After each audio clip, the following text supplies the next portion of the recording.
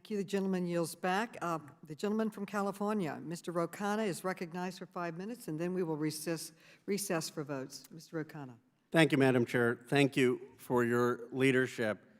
The overturning of Roe versus Wade means that the state is literally requiring women to have forced pregnancies. And this is a matter of equality. It impacts a woman's education, economic opportunities, and securities. Ms. Goss-Graves, how does legal abortion help ensure workforce participation for women and reduce the gender pay gap? So what we know is that if you look over time in the last 5 decades, there has been tremendous progress for women in particular. Their ability to control when and whether and the pacing of their pregnancies has meant that they could enter careers, that they could enter fields that they weren't present in before. And when we think about the other side and where we are now, what this is likely to mean for people is that not that they would have more children than they did before, it's just that they would have children when they didn't want them and at a time that didn't work for themselves and their families. It is likely to put more people into deep poverty. And the vast majority, more than 60% of people who have abortion care, they're already parents, so it will affect them and their families deeply. Thank you, Ms. Goss-Graves. It's so important that you emphasize this is going to make the inequality, gender inequality, worse. And this is fundamentally an issue not just of the right to make decisions, but also fundamental equality. It's why I think it's an issue under the 14th Amendment. Let me turn to you, Ms. Lopez. Why is access to abortion so important for young people who still are in school or just about to enter the workforce?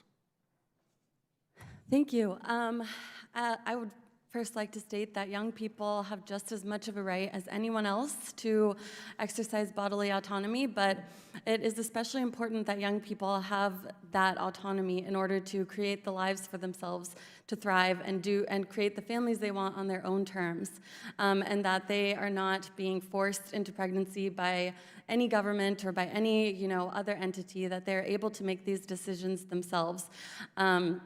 And that decision also includes if they decide to continue a pregnancy. All pregnancy outcomes should be decided by the pregnant person, and the laws should reflect the health and safety of pregnant people.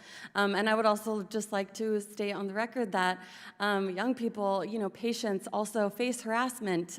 Providers face harassment every single day for providing health care. And so young people deserve to, access abortion care and all sexual and reproductive health care free from state intervention or stigma. Thank you, Ms. Lopez. Senator McMorrow, thank you. I recommend your 4-minute speech to everyone. I'm sure millions of people have already seen it, but I was very moved by that. If you could take just 30 seconds, because I've got 2 questions left, but could you speak to the legal abortion benefits for mothers in the United States? Absolutely. As I said in my opening testimony, Congressman, getting and staying pregnant is incredibly difficult. So I can tell you just some of the reaction immediately once the Dobbs decision came down. There was a group of local residents on Facebook who created a Google document of OBGYNs who will tie your tubes, no questions asked. The ability to ensure that abortion access is safe and secure means that women and families can pursue pregnancy knowing that if it doesn't go perfectly, that they will be okay. Thank you so much, Senator McMorrow, and appreciate all your advocacy. My final question, Ms. Hawley, I read your piece actually on Edmund Burke and stare decisis. I disagreed with it, but was well argued in terms of Burke's position.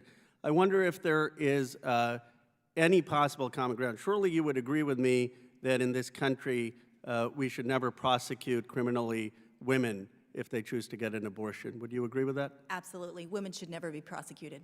Thank you. I yield back my time. The gentleman yields back. Votes have been called to accommodate members voting.